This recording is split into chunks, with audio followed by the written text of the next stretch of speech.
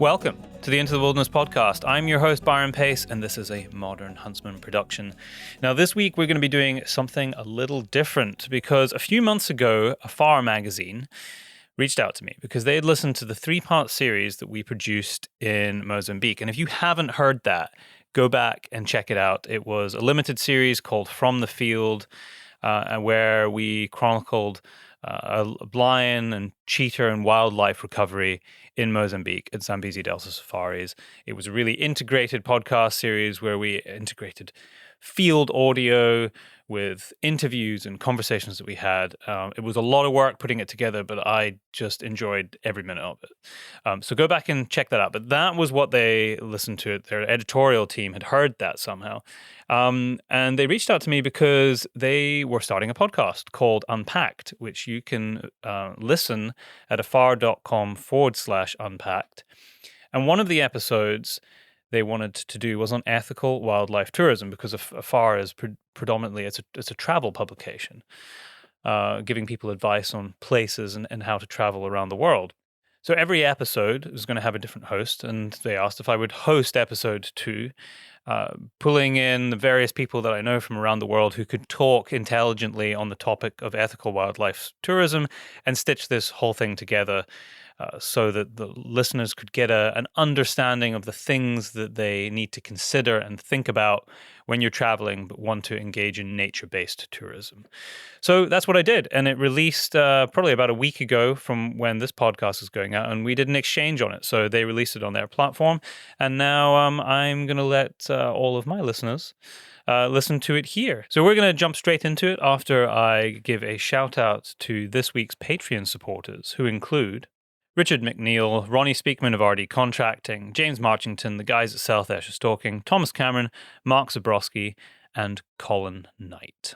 Now, as you will hear, this is a very different format to the kind of podcast that I normally do. It's kind of similar to the Mozambique series that I mentioned, but it's much more scripted and much more narrative-driven. But let me know what you think. Let me know if you like this kind of show. I would love to hear from you. You can find me at Byron J. Pace pretty much anywhere, or you can email the show info@paceproductionsuk.com. This is Unpacked by Afar. I'm Byron Pace, a British filmmaker, photographer, and podcaster, and today I'm exploring the nuances and complexities of ethical wildlife tourism.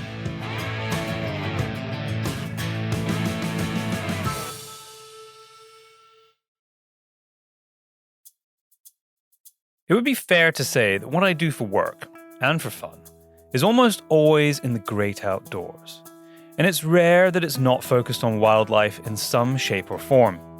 I'm forever delving into the stories of how humans and the wild others of this planet interact. Often, this isn't in a positive manner. While the world is burdened by stories of biodiversity declines and species extinctions, the increasing enthusiasm of people to connect with nature and embrace ethical wildlife tourism can be a force for good. But how can you make sure, as someone who wants to experience nature's wonders, that your actions don't tip the balance and be detrimental to the very thing that you want to see? I've witnessed good and bad practices all over the world, but I hadn't ever tried to define what ethical wildlife tourism looks like. So that's how I began this journey. And in the process, I sought out the voices of a diverse group of people so I could best form a balanced view. Very quickly, I realized that what we are talking about has a name: ecotourism. Yeah, I think what we want is we really want people to go outside and experience nature so that they will value nature, so that we collectively can do things that preserve nature. And there's a lot of different types of nature-based tourism, some with an emphasis to not only see nature, but also help nature and help the communities in which nature lives to persist and value those communities. That's called ecotourism. And then there's just simply going out and seeing nature. That was Dan Blumstein, a professor of ecology and evolutionary biology at the University of California, Los Angeles. He is also co-author of the book Ecotourism's Promise and Peril. He identified to me what would become an underlying theme across the discussions for this show: the tussle between the wants and needs of different interest groups in nature-based tourism. There is often a trade to be made. Ecotourism tries to maximize three things, which we know maximizing three things is impossible. It tries to maximize things that are good for the animals and the plants and nature, it tries to maximize things that are good for the local communities in those areas, and it tries to maximize profits. Okay, so even with noble intentions, which consider nature conservation and local communities, there will be challenges when trying to maximize all desirable outcomes. But there is another element, and that comes from the sliding baseline of what different people feel is ethical in nature-based tourism. My name is Melissa Cristina Marquez. I am a marine biologist and wildlife educator based out of Perth, Western Australia, where I'm currently looking at shark habitat use, so figuring out why sharks are where they are, and our relationship with them and how that's changed over the years. One of the biggest difficulties is with the definition of what somebody thinks ethical animal tourism is. What a person personally believes is ethical could be something completely different than from what the next person thinks is ethical. And so I think when it really comes down to the nitty-gritty of what is ethical, what is responsible animal tourism or animal interactions, it really comes down to how you interact with those animals and where you put your money. So who are you going with? Are they reputable? Are they an organization that does things by certain rules or by certain laws? Or is it someone who's kind of greenwashed and said, oh yeah, we're ethical and we're eco-friendly, but not really? A thought-provoking example of personal ethics comes from Alex Olofsson, owner of Mount Echo Safari Lodge in Namibia, Africa. His late father Jan was a renowned conservationist and invented the Olofsson game capture method, credited with helping repopulate much of the continent's historically depleted game populations. As well as being actively involved in wildlife conservation and game capture today, Alex runs a photographic tourism lodge as well as a sustainable hunting operation. We'll touch more on that in just a moment. You have, the question of ethical tourism. People think that they can come and it's like going to a petting zoo. You can go pet a lion or pet a rhino, but that isn't natural. That isn't nature. And yet you have so many people that's the first thing they ask you is, can I touch it? We tell them those are wild animals. It's not a pet. It's not a petting zoo. So you do get that. But still, many people seek this kind of hands-on interaction. And this has undoubtedly been perpetuated by the rise of social media. Research by the World Animal Protection Organization in 2017 showed a 292% increase in the number of selfies with wild species since 2014, and around half of these show physical contact. Every estimate suggests this has only increased since then. There has been much discussion in recent years about the draw of Asian elephant tourism, which centers mostly on animals performing for humans, be that riding tours or circus-type events. This was covered in graphic detail in an investigation by Natasha Daly for National Geographic in 2019, which raised serious moral and animal welfare questions. I'm going to assume that the kind of nature-based tourism that an unpacked listener wants to engage in doesn't involve unnatural scenarios where wildlife is performing. However, the motives of some wildlife experience operators are not always transparent. In the 3 years leading up to the report released by Lord Ashcroft in 2020 on the captive lion breeding industry in South Africa, an undercover team was investigating. It turned out to be a world of deception, intertwining the practice of canned lion hunting with the lion bone trade, used for traditional Chinese medicine, and the lion cub petting industry frequented by travelers from all over the world. Peter Carr is Chief Operating Officer and the co-founder of the Endangered Species Protection Agency and headed up the investigation. For the first time, he speaks on the record.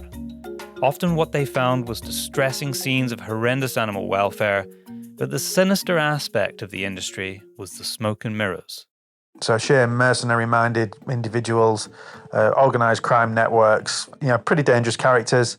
The tourists coming through there, some of them would pay thousands to work on a conservation project for lions, mucking these lions out, feeding them, and thinking that they're going to release them back into the wild, which is just an untruth in every sense of the word. Pete went on to explain the horrific conditions many of these big cats were kept in, and how many of the lion cubs travelers would interact in these pseudo-sanctuaries would soon outlive their use as a tourist attraction, and once big enough would be euthanized and boiled down to extract their bones for the demand in Asian markets. I think tourists should look for bad practices and good practices. Is like, just don't go to lion petting facilities that are offering walking with lions experiences or lion petting. Avoid them, because they're all involved in the illegal bone trade. They're all avoiding in exploiting lions as a species just purely for profit. The takeaway here is simple. There are very few good reasons to physically interact with wild animals, so think very carefully about the motives of the operators when this is offered. Melissa also shared some thoughts on this.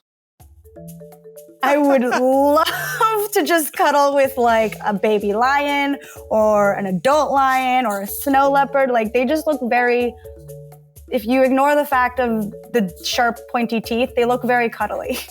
And the claws, we ignore the claws as well. But it's one of those things where whenever I see those kind of opportunities pop up in a tourist setting, I kind of sit back and ask myself, what is the benefit? Not just for myself, but also for the animal. So for myself, cool, I get an Instagram photo and I get to say I pet a lion. But is that really worth probably the discomfort that that animal is going through?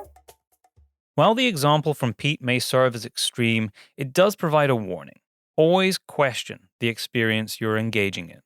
But the desire to be up close and personal with nature is understandable. So I'm Sarah Roberts, and I have spent the last 10 years communicating environmental issues to lots of different audiences. So I have an outreach project, I'm an eco-journalist, and my background is in animal behaviour, so I've also worked around the world with a few different species too. I mean, we're basically bald monkeys in clothes, aren't we, when it comes down to it? We have come from primates and come from that line, so we are naturally tactile and inquisitive as a species anyway, and I think that's best demonstrated with our desire to have pets and our desire to sort of stroke and touch, and yeah. I mean, obviously you're going to want to do it, right? You see these animals and it just looks like such a rare opportunity to be able to get up close and personal, and it's always presented in a way that the animal looks like it's having a great time. It's really enjoying it, but I think the reality is a lot of these species just aren't meant to be interacting in that way. But Sarah went on to describe our often distorted view of the kind of interactions we seek, petting lions, riding elephants, stroking dolphins, as a Disneyland effect, perpetuated by our increasingly urbanized world, ever more disconnected with nature. We are seeking something we have lost. Because when we think in nature in general, not just in tourism, we as humans, we have used during the last decades to see nature completely disconnected. And as humans, we just are in our cities and say, I want to see wildlife. And basically the only thing that comes to our mind is like pristine wildlife, pristine ecosystems, like kind of like even sometimes think like a religion view. I'm going to travel to paradise when there's just very untamed and raw nature and completely unexplored and wildlife blooming all over. But that is nothing but much more far than reality than that. That is Lucas Bustamante, a biologist from Ecuador, who co-founded an ecotourism business, Tropical Herping, 13 years ago. Their ethos is simple: to preserve tropical biodiversity through tourism, photography, and education. The trips he designs puts wildlife and local communities first, channeling economic benefit towards conservation projects in critical regions of the tropics. He emphasizes the importance of understanding that indigenous communities often exist alongside nature, and areas which would appear wild and free of people are normally a complex web of local interactions with wildlife. Game capture specialist Alex explains that in a similar way, This is often the case in Africa.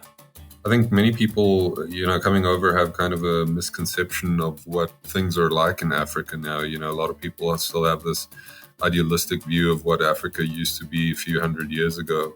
But it's, with the population increase, wildlife has basically been pushed into smaller areas. So everything needs to be managed, and it's a constant job.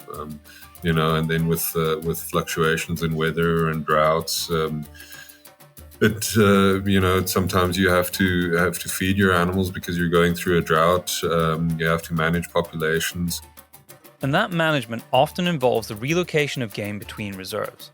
The continent of Africa represents a diverse mix of both private reserves and national parks, with a spectrum of remits for their management.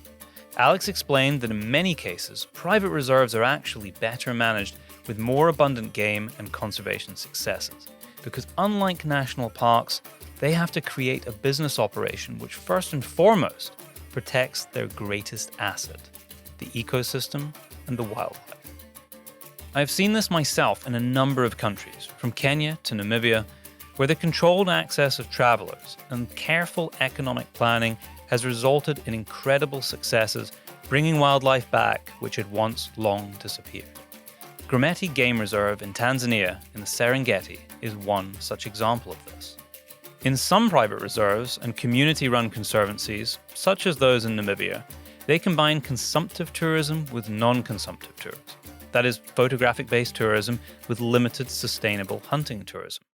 While this would require an entire episode in itself to unpack, it's important to understand the activities which shape the landscape we are visiting. Interestingly, while we often think of wild protected areas as those we only preserve, the International Union for the Conservation of Nature, the IUCN, view the sustainable use of natural resources, including restricted timber harvesting and hunting, as a way of alleviating poverty while securing both social and environmental objectives. And it can be more environmentally friendly to source food from the local landscape too. The kudu or eland or even the giraffe that you find on your plate at an African photographic safari lodge will have come from a sustainable surplus of wildlife and be far less detrimental to the ecosystem than rearing beef cattle, which don't naturally occur there anyway. But let's take a step back from the heavy mind acrobatics of what you've heard so far, because being in nature is incredible. It's good for our mind and our soul. Melissa has dedicated her life to marine science and conservation, and she had so many amazing experiences to tell me about. I think probably my most exciting animal interaction, I just had it actually last year when we were open ocean kayaking. And we got checked out by a pod of sperm whales. And it was really, really cool because they were quite far away. And obviously whales are quite skittish. And, it is that scientist in me and that conservationist in me where I'm like, I'm going to give them their space, even though I really, really want to see them. And there was quite a few curious ones who were just like, what the heck is this bobbing in the middle of the ocean? And we just lost them. And we're like, they dove down or whatever.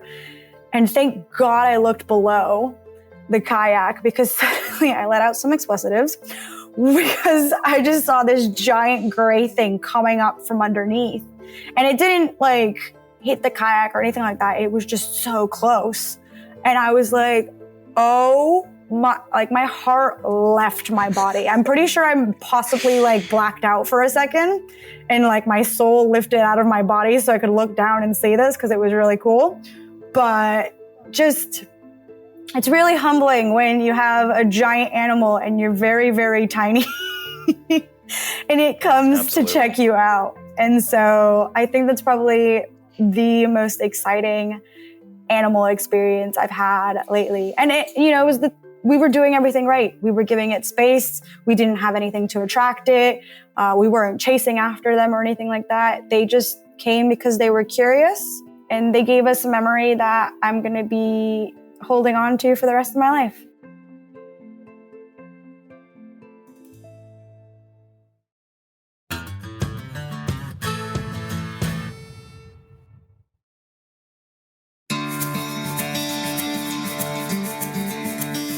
Are you inspired to travel in a more responsible way? In Asheville, North Carolina, we believe in the power of ethical travel.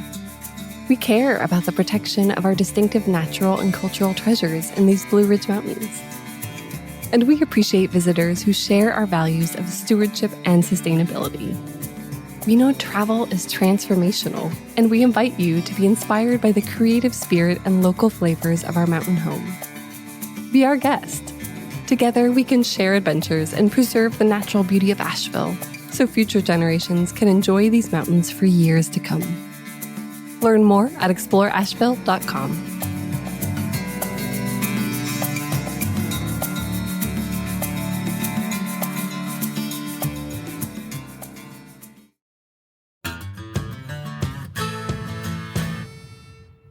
Welcome back to Unpacked by Afar.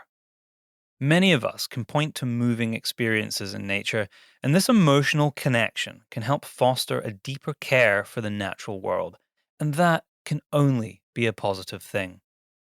So what does good nature-based tourism look like?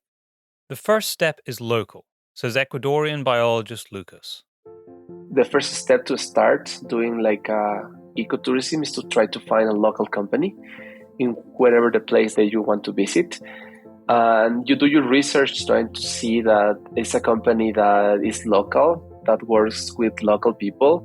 Check which are the places or lodges or resorts that you're going to visit to see how's their impact, to see if there's considered like a mass tourism without considering exploiting local people or the environmental footprints in regarding waste, fuel, everything. So that should be one of the first steps. Choose a local company. I think a lot of people think that ethical tourism is one where it's very hands-off and you don't disturb anything. And I mean, wherever we go, we are disturbing stuff. Be it the environment, be it the animals, be it their behavior, we are disturbing it. And so for a lot of these ecotourisms with those kind of certifications, they're really kind of honing in on harm minimization, on education and reduction of our negative impact on wildlife through that tourism. Of course, the easy answer would be to navigate every prospective traveler to a website of accredited ecotourism operators. But surprise, surprise, it's not that simple. According to the Global Ecotourism Network, there are over 130 certifications for responsible and sustainable tourism globally. But less than 25 of these are considered credible and workable. As someone seeking nature-based experiences, be curious and invested in understanding the place you're going to, as Melissa goes on to explain. Basically, you want to make sure that anything that you look up, be it again, tours, accommodations, or attractions, is backed by a strong, well-managed commitment to sustainable practices and provides high-quality tourism experiences. There's a lot of criteria that for these certifications you can kind of go through. And I think if you kind of look through some of the criteria for some of these areas and just be like, okay, well, this is what the criteria is for this area. Does whatever I am looking into, does that kind of fall into it? Yes or no? And you can kind of go based off of that. The same exact thing with the cultural authenticity programs, because a lot of areas around the world, their cultures are very much tied into their wildlife and their wild spaces as well. And so making sure that those tours or accommodations or attractions are committed to protecting that cultural authenticity with integrity, have sound business practices, and they acknowledge Indigenous people's spiritual connection to the land and water, I think is really important as well. Animal behaviorist Sarah Roberts worked as a grizzly bear guide back in 2016 at Great Bear Lodge in the Great Bear Rainforest in British Columbia. In her opinion, this was a great showcase of where nature-based tourism is done right. So the lodge I worked at was absolutely idyllic. The people that had set it up, Tom Rivers, he's an absolute bear fanatic. So first and foremost, it was the bears' welfare in our training that came first. So we would be heavily criticised as a guide if we interrupted their natural behaviour. And if there was a situation, where you sort of got too close and you scared the bear, we were heavily criticised for that. We'd sit down and we'd go through it, and we would have to see what we did wrong, how we can avoid that happening in the future. Because first and foremost, you want the bears to be able to feed. You want them to be able to take on enough energy so that they can go through the mating, they can carry any bear cubs they might have brewing, but also they'll last through the winter. So that was the first and foremost, and the guest experience was one of the last things that we had to have in our priorities of running those trips. First and foremost, obviously, it was the bear welfare, but then you also had to take into account safety. And the viewing experience was it was up there, but it was much lower down than one might think when you go into a guiding role. But as I said, that was a very special place. But it's not just directly about the wildlife. For conservation and sustainable tourism practices to work in the long term, they need to consider and include benefits to local communities. As Lucas explained to me, ecotourism South America often provides locals with an alternative to environmentally damaging industries. Tourism is one of the markets all over the world that is trying to give an alternative to economies that are based on extraction.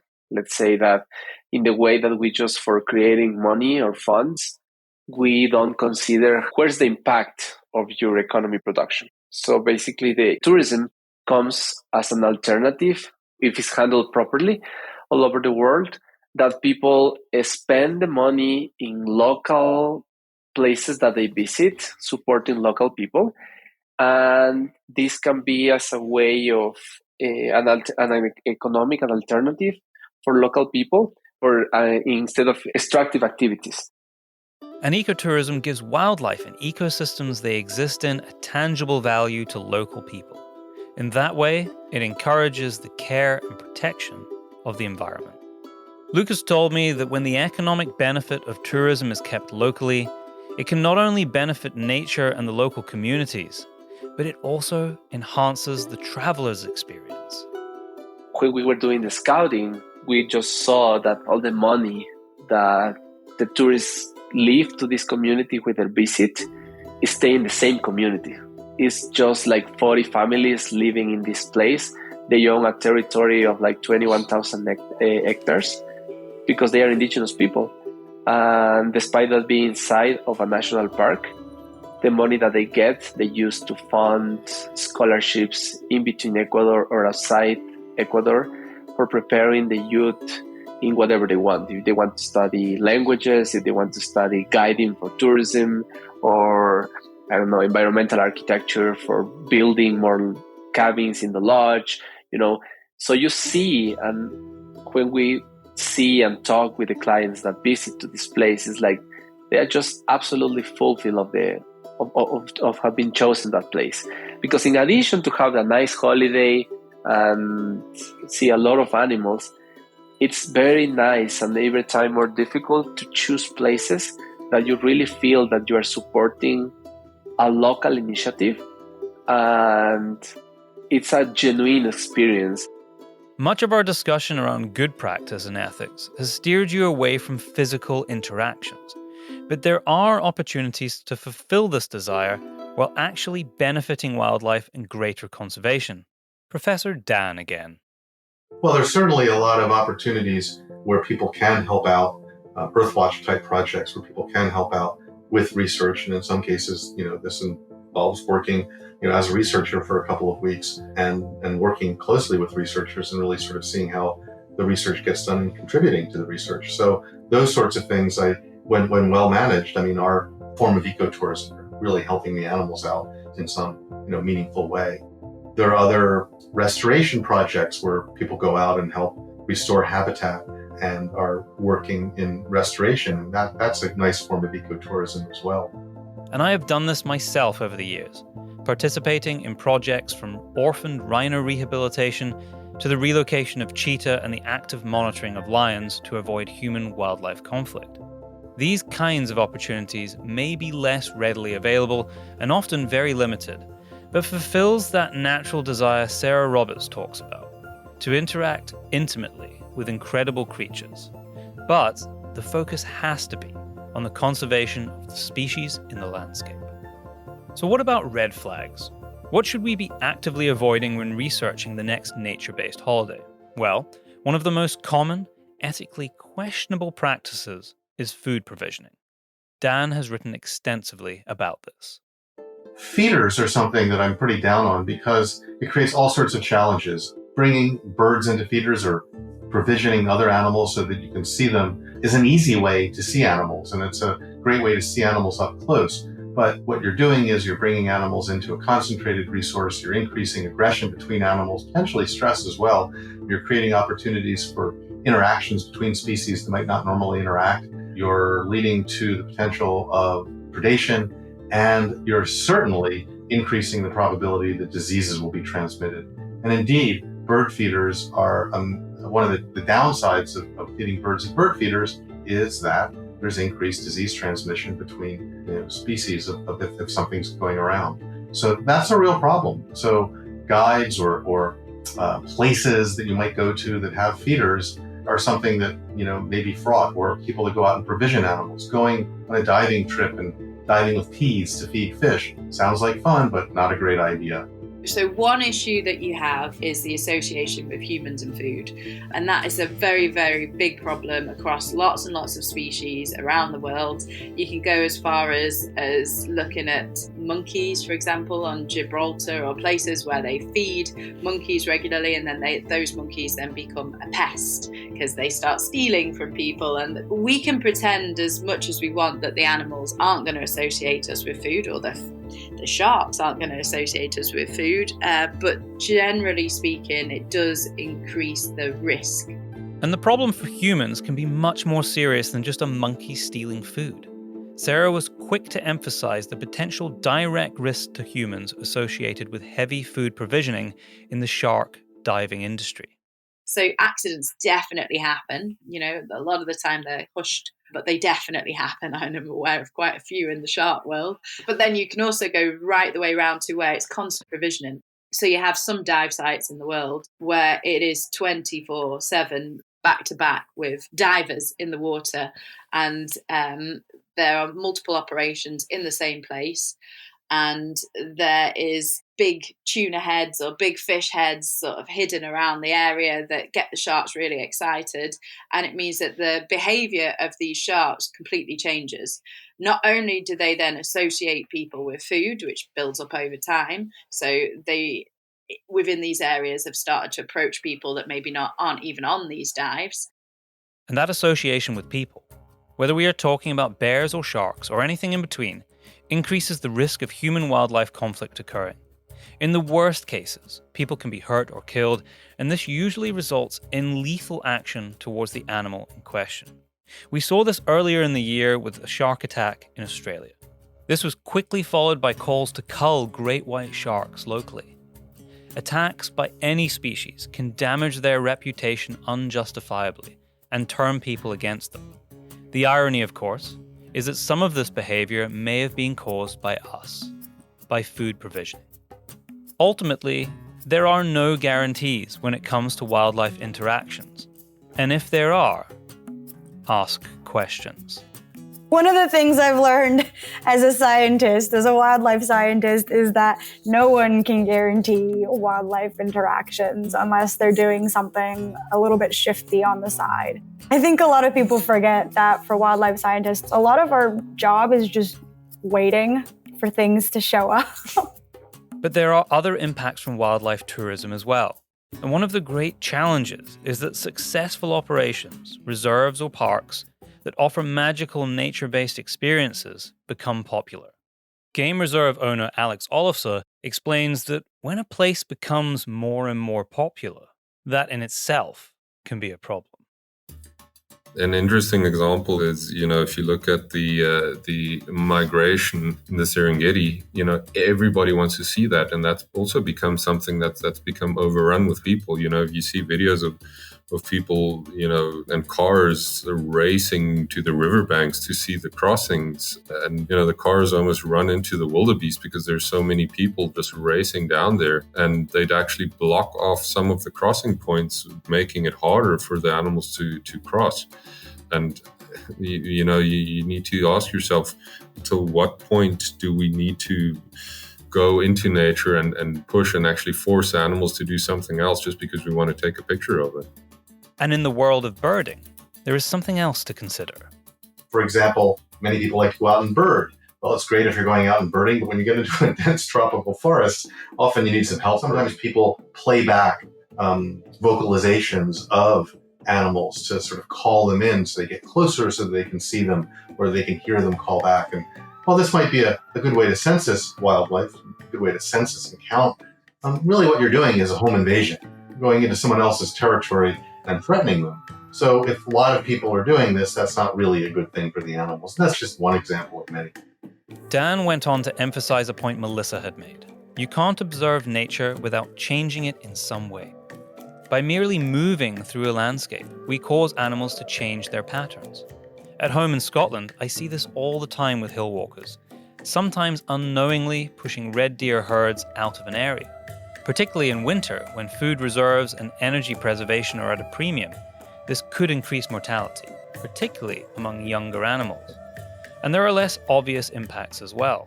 The accidental introduction of invasive species, such as zebra mussels carried on the hulls of boats, or disease transported through clothing and equipment which hasn't been cleaned properly. Recent studies have shown that primate tourism, particularly the visiting of endangered gorillas and chimpanzees in their natural habitat, has led to the transmission of a range of respiratory diseases as well as measles, often resulting in high mortality rates. A paper published in Science in 2006 showed evidence that an Ebola outbreak transmitted from humans led to the death of up to 5,500 Western gorillas between 2002 and 2003 in the Losi Sanctuary in Central Democratic Republic of Congo. That's more deaths in one study area than the entire population of mountain gorillas today. Now, there is no way to tell if this was linked to tourism or other human interactions, but the habituation of wildlife, common in frequently visited areas and species, increases the risk of close contact and disease transmission. The more we can be aware of how our presence can impact the environments and the wildlife, the better equipped we can be to spot bad practices, and the more likely that we can weight nature-based tourism experiences so that the benefits outweigh the environmental costs. And there are broader environmental considerations as well. We are all too well aware of the impact plane journeys have on our effects to curb climate change. Are you doing a carbon offset for your trip? But what about the actual destination you may be staying at? During her bear guiding career, this was something Sarah and the rest of the team had to consider in every aspect.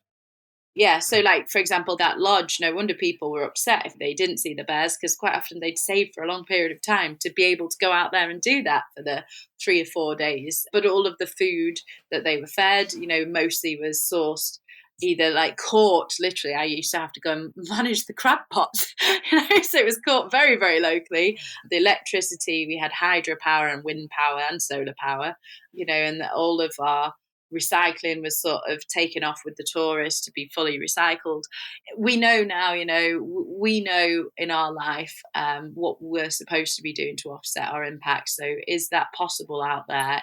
Is the little island that you go into, do they have any recycling facilities at that little island? According to Sarah, it's not always the case. And she gave me a handful of examples of poorly managed shark dive operations which shipped in all their water for guests in plastic bottles with no recycling or disposal facilities. Instead, just landfill sites on the islands, some of which have been breached in storms in the past and ended up in the ocean. But nature-based tourism can be done right, and everyone I spoke with agreed that despite the difficulties of balancing impact with overall benefit, ecotourism was an important tool for conservation.